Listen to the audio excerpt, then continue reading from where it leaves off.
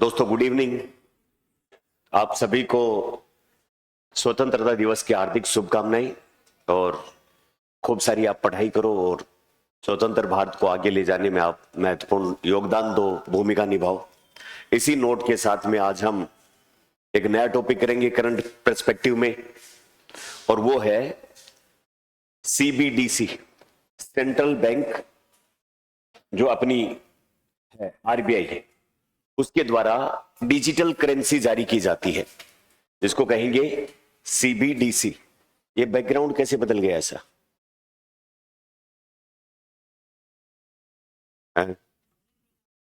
Black background करो। अच्छा, एक बार इसको चेंज करो, तब तक मैं बोलता हूं। हाँ, चालू ही रहने दो। हाँ, तो अपनी नाम सुना होगा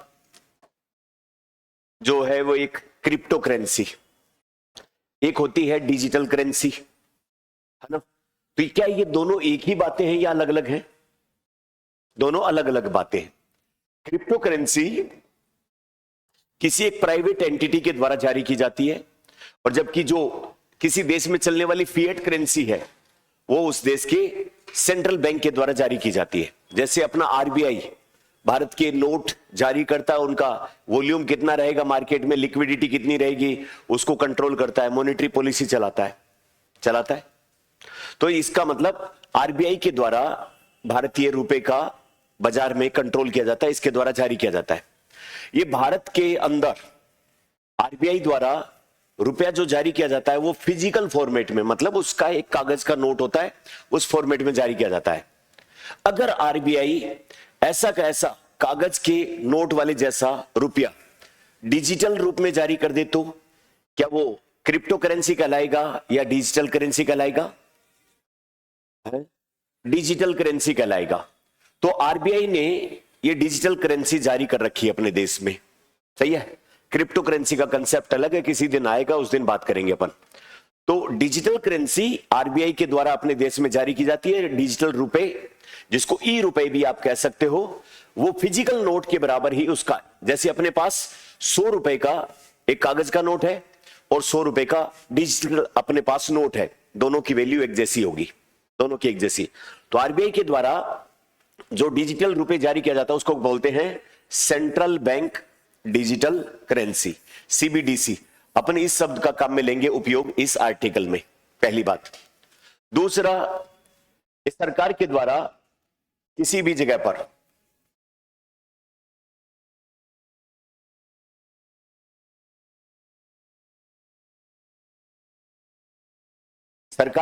किसी भी जगह पर गवर्नेंस के मुद्दे पर जो अपने लाभार्थियों को पैसा दिया जाता है उनके खाते में, उनको कहते हैं डायरेक्ट बेनिफिट ट्रांसफर। कोई सब्सिडी फर्टिलाइजर के लिए, खाने के लिए या अन्य हेल्थ के लिए सरकार मदद करना चाहती है अपने नागरिकों की, और उस मदद के नाते उसको नगद पैसा देना चाहती है, पेंशन के रूप में, किसी अन्य रूप में, और वो पैसा उनके खाते में सीधा जमा करा दिया जाए बजाय उनको कोई सामान देने की, तो वो क्या कहलाता है? डीबीटी। डीबीटी का जो फॉर्मेट था अब तक सरकार के द्वारा, वो क्या रहता था? डीबीटी में पहले क्या करती थी सरकार कि पैसा सरकार के खाते से जो लाभार्थी है, जो बेनिफिशियरी है, उसके बैंक अकाउंट में आता था, और बैंक अकाउंट से वो लाभार्थी उस पैसे को विड्रॉ करता था और फिर उस पैसे को खर्च किया जाता था, सही है। ये डायरेक्ट बेनिफिट ट्रांसफर था। तो इसका मतलब डायरेक्ट बेनिफिट ट्रांसफर के लिए उस अभ्यर्थी के पास एक क्या होना चाहिए? बैंक अकाउंट होना चाहिए, उसमें वो पैसा आएगा और फिर वो किसी काम के लिए खर्च किया जाएगा। अगर सरकार इस वाली प्रोसेस को छोड़ के आरबीआई द्वारा जारी किए जाने वाली डिजिटल रुपए को सीधा जो लाभार्थी होगा उस लाभार्थी के मोबाइल में एक वॉलेट बना दिया जाए, जैसे यूपीआई का वॉलेट होता है, और उसमें यह पैसा ट्रांसफर कर दिया जाए और फिर इस वॉलेट से वो पैसा खर्च कर दे। इससे क्या हो गया? इसमें और इसमें क्या फर्क आ गया? यहां पर बैंक अकाउंट की जरूरत है, यहां पर उसको बैंक अकाउंट की जरूरत नहीं है। यहां पर सरकार जो पैसा बैंक अकाउंट में दे रही है लाभार्थी को, ये पैसा जिस काम के लिए सरकार दे रही है, जरूरी नहीं है कि ये उसी काम के लिए पैसा खर्च करे। सरकार तो पैसा दे रही है दवा खरीदने के लिए, और वो खरीद रहा है दारू, दवा दारू, पुराना संबंध है।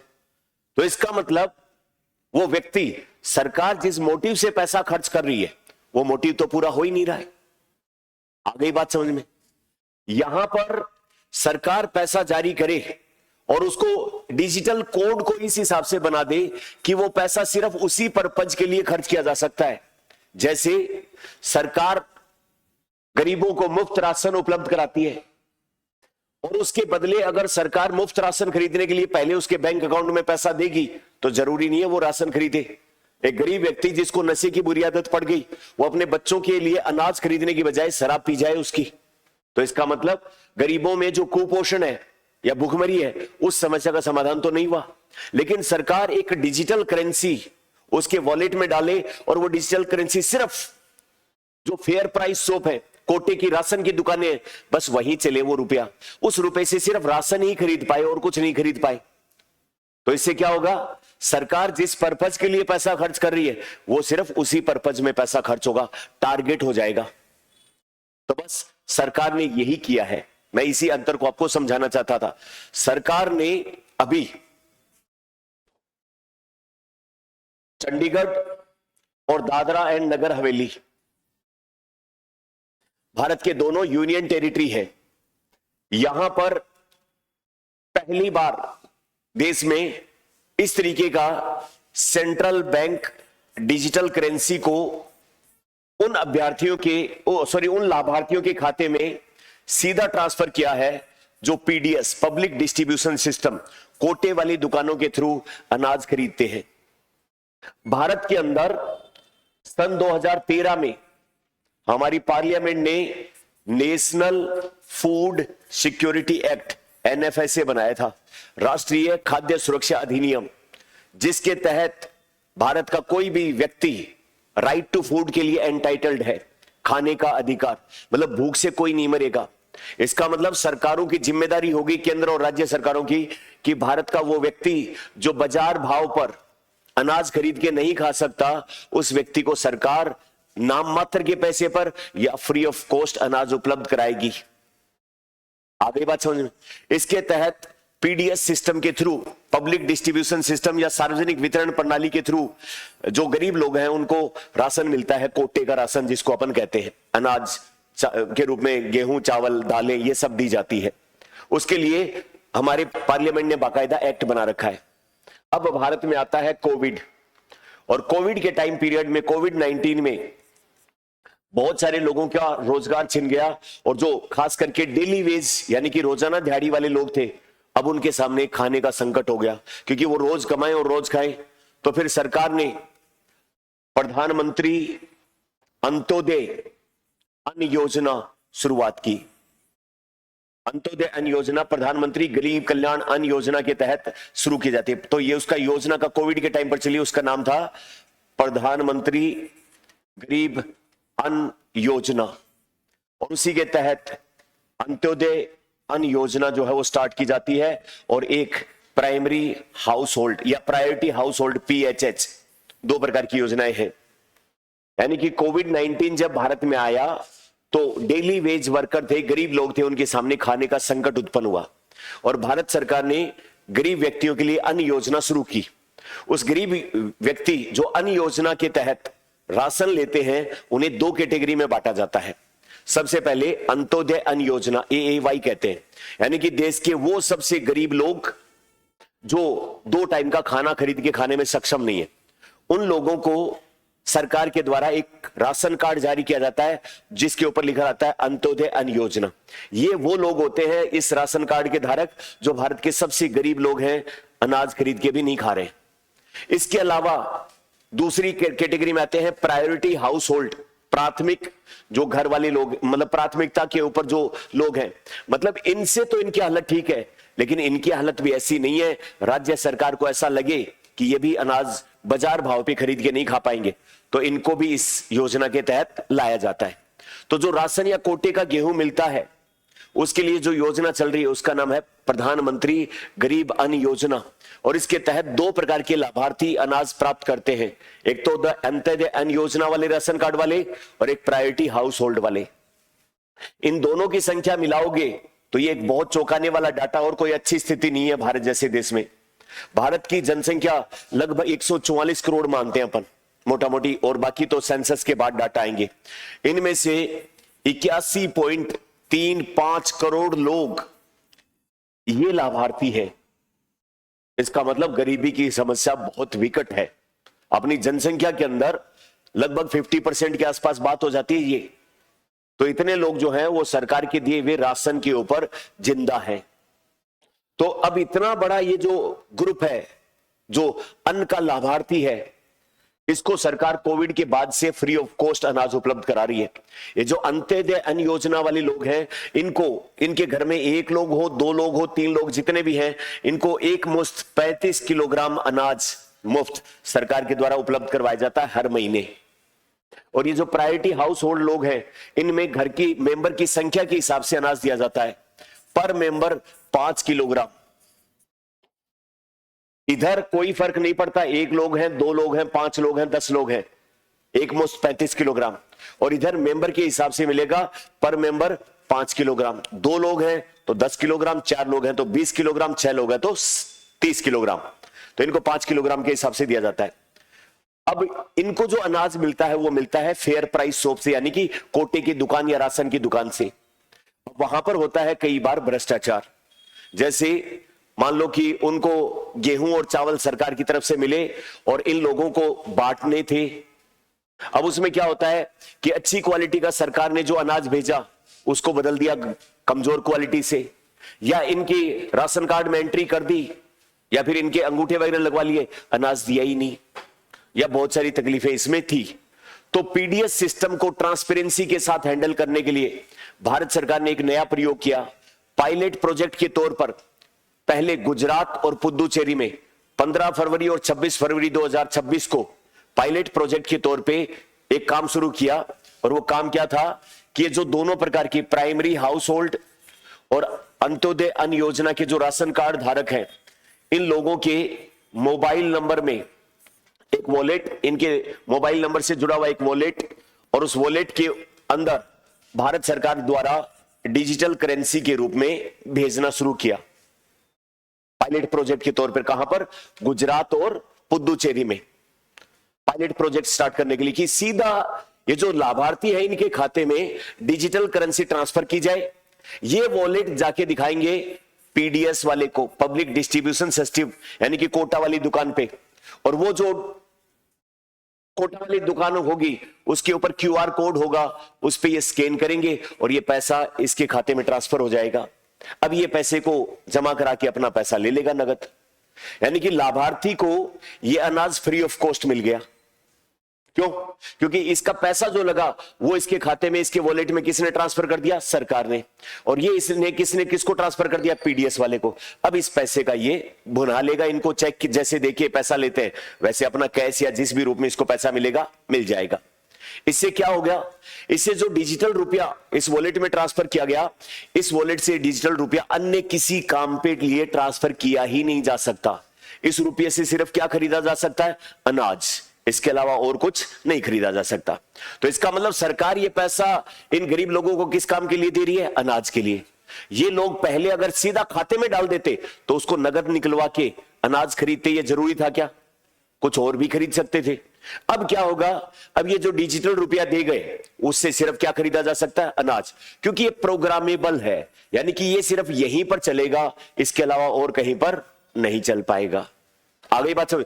अब इतने ही ज्यादा कर ले कि भाई ये जाए इसके पास, उससे कहे कि मैं ये डिजिटल रुपया तेरे को ट्रांसफर कर देता हूं, तू तेरा कमीशन रख ले, इसके बदले मुझे कुछ नगद रुपये दे दे ताकि मैं पौवा मार लूं। अब उस केस में तो कुछ नहीं किया जा सकता। बाकी सरकार ने टारगेटेड जो है वो सही जगह पर पहुंचा दिया। सही है। अब ये जब पुदुचेरी और गुजरात में पायलट प्रोजेक्ट के तौर पर मॉडल सफल रहा, तो अब इसको फुल स्केल पर लागू किया गया है। कहां पर? दादरा एंड नगर हवेली और साथ में चंडीगढ़ में। इसकी शुरुआत की अपने खाद्य और उपभोक्ता मामलों के मंत्री है प्रहलाद जोशी। जिनको अभी पिछले दिनों शिक्षा मंत्रालय भी सौंपा है और रिन्यूएबल एनर्जी की भी मिनिस्ट्री है, 3 मंत्रालय उनके पास। उस समय चंडीगढ़ के और पंजाब के राज्यपाल, चंडीगढ़ के जो वो साथ में प्रभार है गुलाब चंद जी कटारिया, और साथ में कृषि मंत्री और ग्रामीण विकास मंत्री शिवराज सिंह चौहान, ये तीनों उपस्थित थे। और इन दोनों जगहों पर ये इस तरीके से सरकार के द्वारा डिजिटल रुपया भेजा जाएगा लाभार्थी के अकाउंट में, और उससे वो फेयर प्राइस शॉप से अनाज खरीद के और अपनी जरूरतें पूरी करेगा। इससे लाभ क्या होंगे? सब्सिडी लीकेज रुकेगा, टारगेटेड लोग हैं उन्हीं तक पैसा पहुंचेगा, करप्शन में कमी, और पीडीएस सिस्टम ट्रांसपेरेंट वे में काम कर पाएगा। ये सारे इसके लाभ हैं। तो ये अपने कहां कहां काम का है? साइंस एंड टेक्नोलॉजी में। अब ये डिजिटल रुपया क्या क्रिप्टो करेंसी है? नहीं।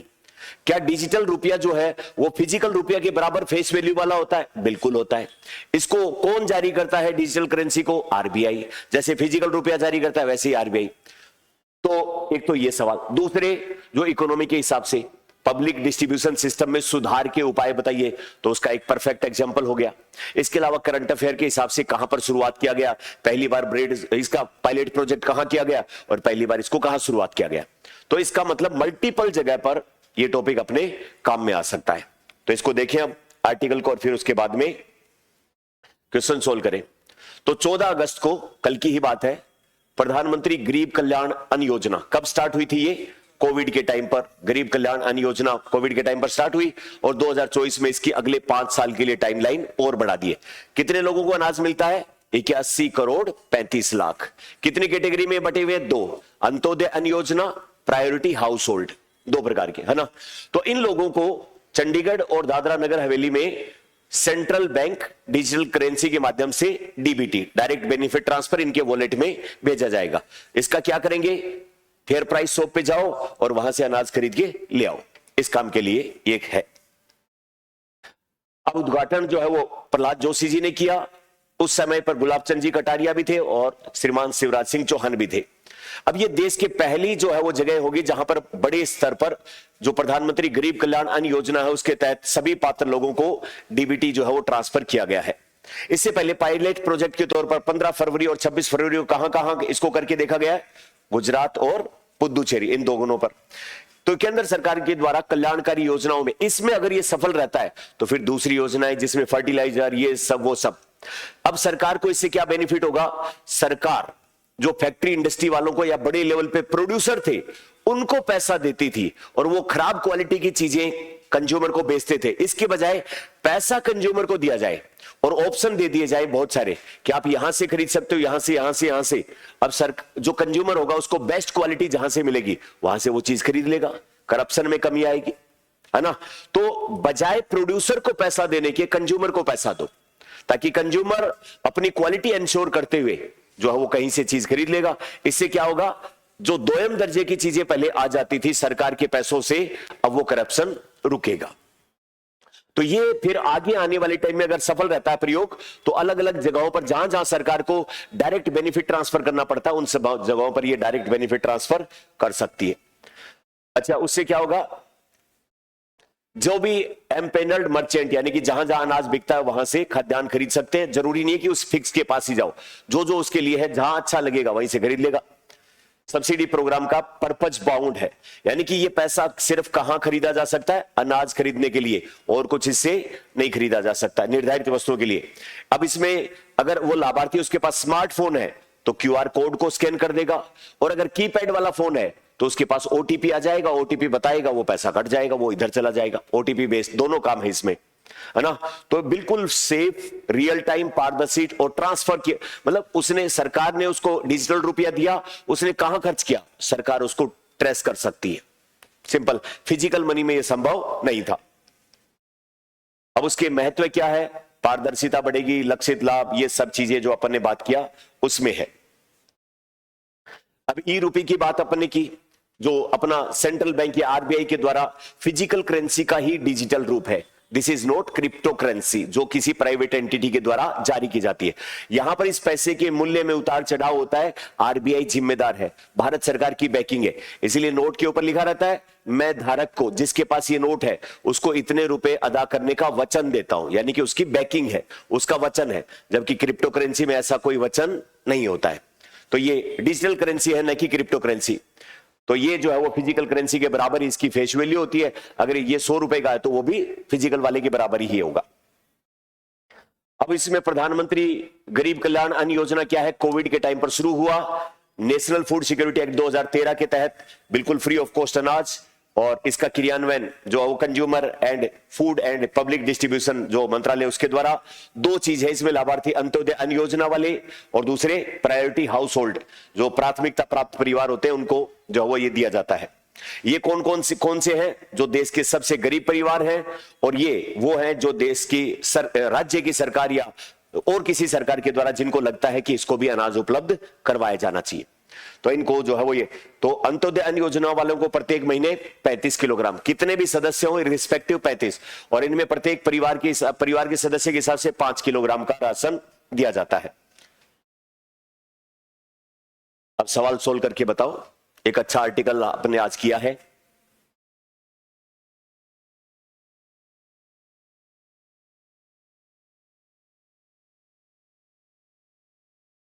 किस में आएगा, वॉलेट में आएगा, है ना। डिजिटल करेंसी और परंपरागत जो करेंसी उसमें फर्क यही है, जो डीबीटी पहले बैंक खातों के थ्रू आती थी उसकी बजाय अब वॉलेट में आएगी, है ना। वहां पर परंपरागत जो डायरेक्ट बेनिफिट ट्रांसफर है वो बैंक खातों के थ्रू होता था, और ये होगा डिजिटल वॉलेट के थ्रू। इन दोनों में अंतर है ये। तो कौन सा आंसर बनेगा, 1 और 2 बनेगा केवल। अगला बताओ, स्टेटमेंट बेस्ड वही है क्या ये इंग्लिश में है? बस तो एक ही सवाल बना तो आज तो। Thank you very much.